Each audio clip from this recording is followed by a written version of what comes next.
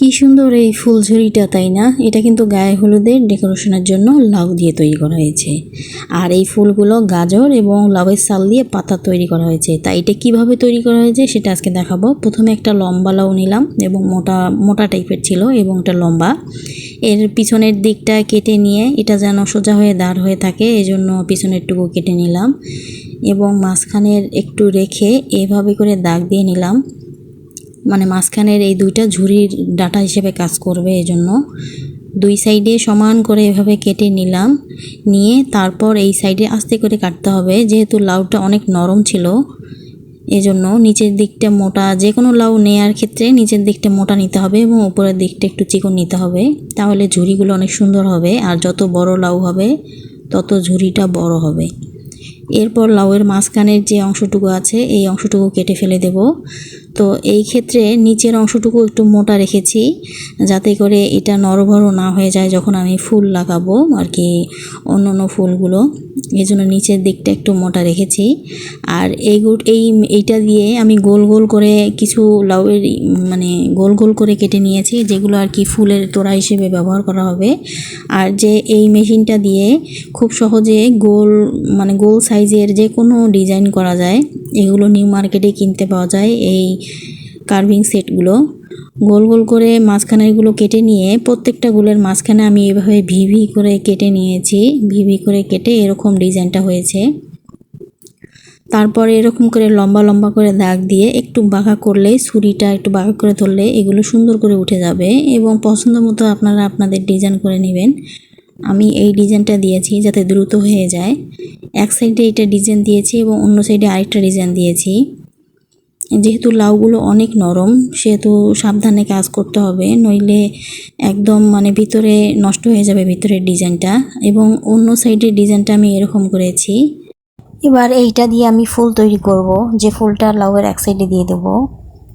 এরপর লাউয়ের নিচের গোড়ার যে অংশটুকু ছিল কেটে রেখেছিলাম, সেটাকে একটা ফুল তৈরি করলাম। এই ফুলটা আমি লাউয়ের এক সাইডে দিয়ে দেব। এই ফুলগুলো বিভিন্ন শেপে দিলে হবে, তো মাঝখানের একটু বাঁকা বাঁকা করে কাটলেই সুন্দর একটা ডিজাইন তৈরি হয়ে যায়। আর লাউয়ের যে মাথার অংশটুকু আছে সেটা দিয়েও আমি সুন্দর একটা ফুল তৈরি করব।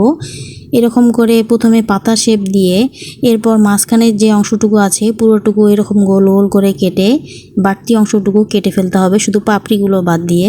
এই ফুলগুলো বানা খুবই সহজ, যেহেতু ভিডিওটা অনেক বড় হয় এজন্য আর কি দ্রুত টেনে দিয়েছি। চাইলে আপনারা আস্তে আস্তে দেখতে পারবেন ভিডিওটি থেমে থেমে। আর এরকম করে একদম পাতলা, মাথার দিকে পাতলা করেছি এবং গোড়ার দিকে একটু মোটা করে নিয়ে আবার এটাকে মানে যে দুই পাতার মাঝখানে আবার একটা করে পাপড়ি দিয়েছি। এরকম করে পর্যায়ক্রমে আস্তে আস্তে ভিতরের দিকে যাইতে হবে এবং লাস্টের লেয়ার মাত্র দুইটা হবে। তো এই যে দেখুন কত সুন্দর একটা ফুল হয়েছে আমার। এবং এই পাতাগুলোর এই পাশে একটা ভিভি করে শেপ দিয়ে পাতাগুলো একটু বাঁকা করে ধরলে সুন্দর একটা মনে হয় যে শাপলা ফুল ফুটে আছে, এরকম মনে হয়। এই যে এরকম করে বাঁকা করে দিয়ে যখন একটু পানিতে পরিষ্কার করবেন তখন পানি পেলেই এই ফুলের পাপড়িগুলো মানে এই লাউয়ের পাপড়িগুলো সুন্দর করে মেলে যাবে, যার জন্য এই ডিজাইন দেওয়া। এই যে হয়ে গেল। এবার যে বাকি একটু অংশ আছে মাথার দিকের, সেটা দিয়েও সেম একই রকমের একটা ফুল তৈরি করব। এটা আরও অনেক সহজ। এই যে এরকম করে প্রথমে এই বাঁকা করে একটু ধরে তারপর একটু বাঁকা করে কেটে নিলেই সুন্দর করে একটা পাপড়ি হয়ে যাবে। পাপড়ির ক্ষেত্রে উপরের মাথাটা একটু চিকন করবেন, নিচের দিকে যখন ডাবাবেন তখন একটু মোটা করে ডাবালেই হয়ে যাবে। আর দ্বিতীয় লেয়ারে ছুরিটা একটু বেশি করে ডাবাতে হবে, এই যে এরকম। এরপর দুই পাতার মাঝখানে আবার একটা সেম একইভাবে দেব, আগের প্রথমের পাপড়িগুলো যেরকম দিয়েছি। এই যে এরকম। আসলে আমি বুঝতে পারিনি ভিডিওর ক্যামেরাটা কিভাবে ধরতে হবে, যার জন্য আমার প্রথমের ফুলগুলো ভালো করে বোঝানো যায়নি। সেম একই নিয়মেই করেছি। এই যে হয়ে গেল আমার এই ফুলটা। তো সবগুলো ফুল একসাথে করে কিছু গাজরের ফুল, কিছু বিটের ফুল একইভাবে তৈরি করেছি এবং এগুলো টুথপিক দিয়ে সুন্দর করে পছন্দ মতো যেখানে দিলে ভালো হবে ঠিক সেখানে এই টুথপিক দিয়ে একদম মানে শক্ত করে লাগাতে হবে, যাতে নড়বড় না হয়। যে কোনো এক সাইডে সব ধরনের ফুল দিবেন, তাহলে দেখতে ভালো লাগবে। আর এই পাতাগুলো কিভাবে তৈরি করেছি তার আরও একটা ভিডিও আছে, চাইলে আপনারা দেখে আসতে পারেন।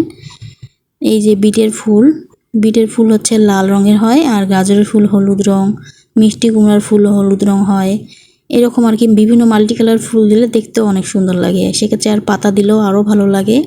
তো সবগুলো এরকম টুথপিকের সাহায্যে এরকম করে দিয়ে মাঝখানে আমি ঝুড়ির মাঝখানে আমি কিছু আঙ্গুর দিলাম। চাইলে আপনারা কমলা, আপেল বিভিন্ন রকমের সব কিছু দিতে পারেন। এই যে আমার হয়ে গেল ঝুড়ি।